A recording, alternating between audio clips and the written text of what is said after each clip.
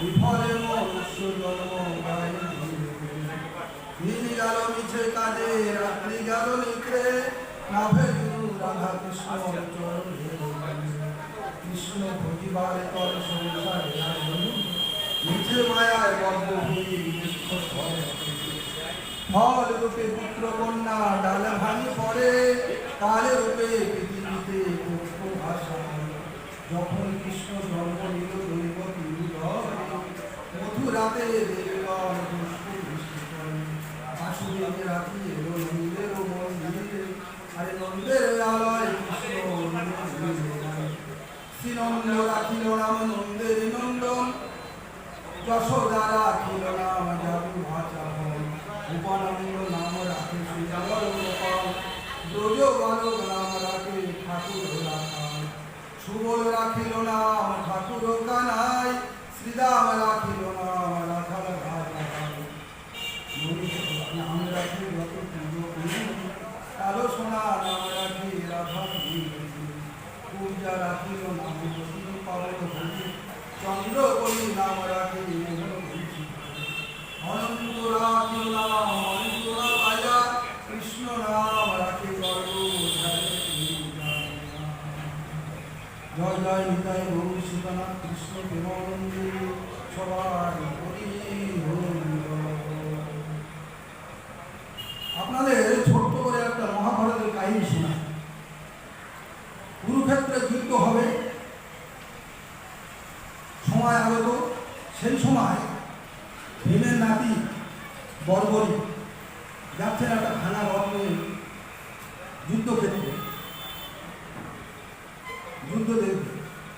ওর মা বলে দিয়েছে তুই যে কৃষ্ণ ভক্ত লোকের হাতে জন্য মারা যাস, যারা কৃষ্ণের বিপক্ষে তুই তাদের দলে যোগ দিবি।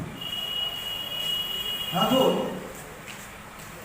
উনি যাচ্ছেন, এমন সময় অনাদি রানী গোবিন্দ অন্তর্যামী বুঝতে পেরে সামনে দাঁড়িয়েছে। বলে কি ব্যাপার, তুমি যাচ্ছ কোথায়? বলে আমি কুরুক্ষেত্রে যুদ্ধে যাচ্ছি। বলে তুমি এইটুকুনি পালো কুরুক্ষেত্রে যাচ্ছ, কি ক্ষেত্রে যাচ্ছ যুদ্ধ দেখতে বা যুদ্ধ করতে? ভাঙা বাদ নিয়ে বলে আমার মা বলে বীর ভরত কথা। এইবার কৃষ্ণ বসু তুমি পরীক্ষা দাও।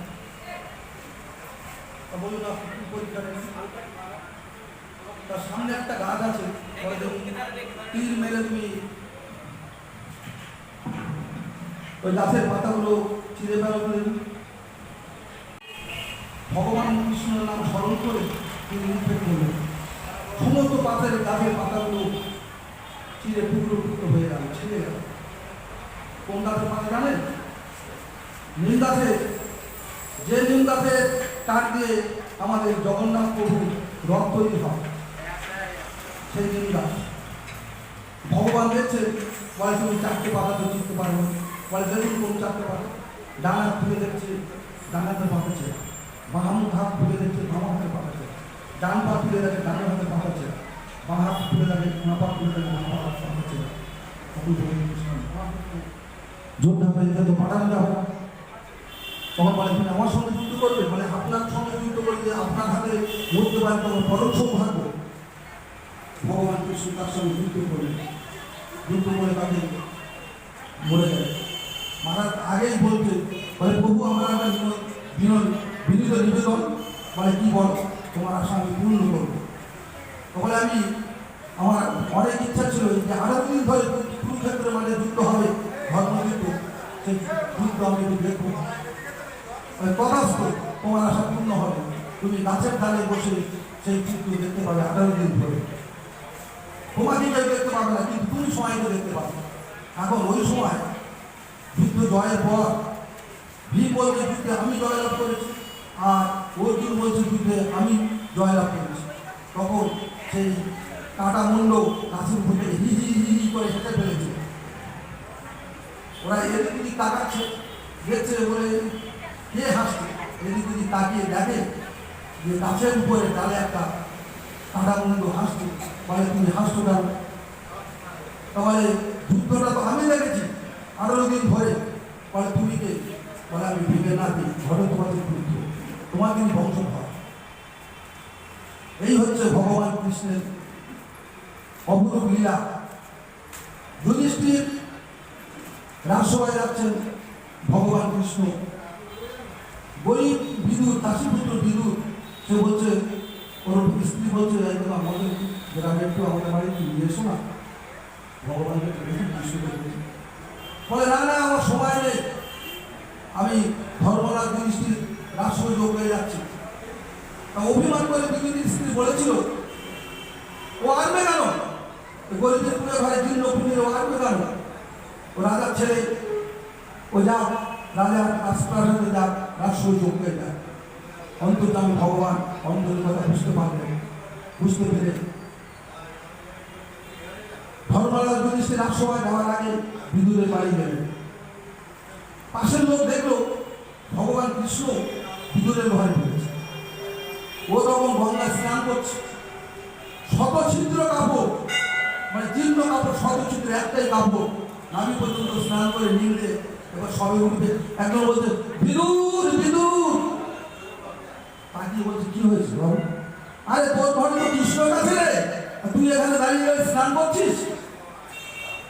অন্ধবিশ্বাসে কাপড়টা নিম্নতে নিম্নতে উত্তরসারে ছুটেছে ভগবান কৃষ্ণের দর্শন।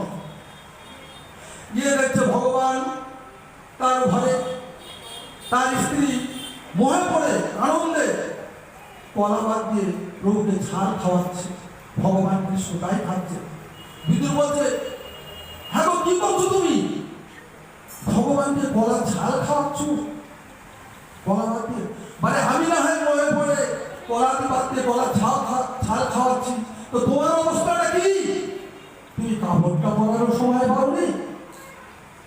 তাই বলছে, বিদুর বলছে, হে ঠাকুর, হে দীনবন্ধু অনাথের নাথ, যার 5 তলা বাড়ি, 10 তলা বাড়ি, 20 তলা বাড়ি, সেও যেরকম খালি এসেছিল খালি চলে যাবে, কোমরের ভুংসি পর্যন্ত থাকবে না। তা প্রভু আমাকে যখন যেরকম ভাবে পাঠিয়েছ আমি সেরকম ভাবে যেন চলে যেতে পারি। এই বলে উনি আবার রাজসভায় যোগ হয়ে গেলেন, চলে গেলেন। গিয়ে দেখছে সেখানে বিরাট ব্যাপার, ধর্মরাজ যুধিষ্ঠির রাজসভায় যোগ্য, বিশাল ব্যাপার। তা উনি গেলেন যুধিষ্ঠির সভাপতির পদ থেকে। সভাপতির পদ কি দিল বাবা? আমরা তো এটো পাতা ধরতে চাই না, বলুন এই ডাস্টবিনে ফেলুন, না নদীর ধারে বলুন। আজকেই শুনছিলাম মাইক্রোফোনে, বলছিল মাইক্রোফোনে কান পেতে শুনছিলাম, মানে এই পাতাগুলো সব সরিয়ে নিয়ে গিয়ে খানায় নদীতে ফেলো, এই ভাতগুলো পড়ে আছে। ভগবান কৃষ্ণ কি পদ দিয়েছিলেন জানেন? অতীতে পা ধোয়ানো, নিজে হাতে পা ধোয়াতে এবং এটো পাতা তোলা। আর এখন আমরা এটো পাতা তুলতে চাই। পদ দিয়েছে তার মাসির ছেলে শিশুপাল, জন্মের সময় তার 3টে যজ্ঞ হয়েছিল আর 4টি হস্ত, দৈববাণী হয়েছিল। প্রথম যার দর্শন হবে, ওকে দর্শন করবে, তার দর্শনে তার 2য় চোখটি চলে যাবে আর 2টো হাত ঘষে পড়বে। ভগবান কৃষ্ণ যখন গেলেন 2টো হাত ঘষে পড়ল আর চোখ 2য় চোখ খুলে চলে গেল। তার মা পরে বলেছিল, হে কৃষ্ণ, তোর ছোট্ট ভাইয়ের শত অপরাধ ক্ষমা করিস। ও বলেছিল, মাসি তথাস্তু, তাই হবে, আমি ওর শত অপরাধ ক্ষমা করব। ধর্মরাজ যুধিষ্ঠির রাজসভায় যোগে যখন কৃষ্ণ সভাপতির পদ দিয়েছে, তখন কৃষ্ণ ওই উল্টো কথা বলা আরম্ভ করেছে। শিশুপাল এটাই কাপড় চুরি করেছিল, নদী চুরি করেছিল, অমুক তমুক অনেক কিছু। কৃষ্ণ বলছে, ভুলে যাও, ভুলে যাও, ভুলে যাও, ভুলে যাও। বলতে বলতে বলতে কখন যে 100 পূর্ণ হয়ে গেল শিশুপাল বুঝতেও পারল না। বিশাল বড় সুদর্শন চক্র চলে এলো, শিশুপালের মন্ডটা ছিন্দন করে চলে গেল। এই হচ্ছে ভগবান কৃষ্ণের অপরূপ লীলা। একবার আমরা এই ভৈম একাদশী পালন করে যাব, 12 মাসে 24টা একাদশী। কুরুক্ষেত্রের মাঠে দাঁড়িয়ে যখন যুদ্ধ হবে, ভীমের তখন শুধু খাই ভাব। মা কুন্তি বলছে, আচ্ছা তোরা এত খাই ভাব কেন? সমস্ত এরা পাঁচজনে ভাগ করে খায়। ওর খিদে আর নিবারণ হয় না, শুধু খাই খাই খাই খাই ভাব। তাহলে তোর এত খাই খাই ভাব কেন? এইরকম সময় চলে যাচ্ছে কৃষ্ণ কোথায়? দ্বারকায়। দ্বারকায় চলে গেছে। রুক্মিণী সত্য ভাবা ওকে পার হওয়াবে। এমন সময় ভীমের মা বলেছে, তুই যদি এই মুহূর্তে দ্বারকা থেকে কৃষ্ণকে আনতে পারিস, তাহলে তুই যা খেতে চাইবি তাই দে। ওর ৮০ মণ ভন্ডা, ওই গোদার ওজনটা ছিল ৮০ মণ। পবন পুত্র ভীম, ধর্মপুত্র যুধিষ্ঠির, আর ইন্দ্রপুত্র অর্জুন, সব ওরা দেবতার পরে ওর বিধবা মায়ের সন্তান সব। আর নকুল আর সহদেব ওই কুমারাধ্যায়ের পুত্র, অশ্বিন কুমারাধ্যায়, ওদের হয়েছিল। আর মন্ত্রী আপনারা তো সবাই জানেন, কুমারী অবস্থায় সূর্যকে ডেকেছিল বলে ওই সূর্যপুত্র বর্ণ, ধর্মপুত্র নামে পরিচিত। যাই হোক, এইবারে ও কৃষ্ণর নাম স্মরণ করে ৮০ মণ ওই গলা জয় শ্রীকৃষ্ণ বলে উপরে তুলে দিলে। উপরে তুলে বলে কৃষ্ণ বলে ওখানে নিচু বলে আছে। গলার অন্তর্যামী ভগবান তার মধ্যে বুঝতে পারলেন যে আমার ভক্ত বিপদে পড়েছে। গদাকে বলছে, গদা তুমি শূন্যে ভেসে থাকো, মুহূর্তের মধ্যে আমি দ্বারকায় যাব। কোনো কোনো শাস্ত্রে বলছে দ্বারকা থেকে হাত বাড়িয়ে দিয়েছে, আবার কোনো কোনো শাস্ত্রে বলছে সঙ্গে সঙ্গে চলেছে, মুহূর্তের মধ্যে কৃষ্ণ চলে এসেছে দ্বারকা ছেড়ে এসে মা হাতে গোদাটা ধরে ফেলেছে। ধরে রেখে তারপরে ও আপনার ভীমকে বলে তুলেছে, কোলাবলি করছে। তখন ভীম বলছে, মা মা এই দেখো তোমার কৃষ্ণ চলে এসেছে। অন্তর্যামী ভগবান ভক্তের মনোবাসনা পূর্ণ। হ্যাঁ, এইবারে ভীমকে বলেছিল, ভীম বলছিল আমার সঙ্গে খাই খাই ভাব, মানে তোমার ভিতরে একটা রুহু আছে। রাহুটা কি বলে, তুমি ধৈর্য একাদশী পালন করো। সেইখান থেকে এই একাদশীর জন্ম বাবা। ভীম সেই একাদশী করেছিল, করার পরে তার খাওয়া ভাবটা কমে গেছিল। অনেক অনেক বাড়ি দেখবেন বাচ্চা কাচ্চা, আপনি খাওয়াচ্ছেন, ঘুরে ফিরে এসে বলতে মা খেতে দাও, মা খেতে দাও। আবার অনেকের মুখে বুঝে দিচ্ছেন আপনি, সে বেড়া খেতে যাচ্ছে না, এটা খাবো না ওটা খাবো না।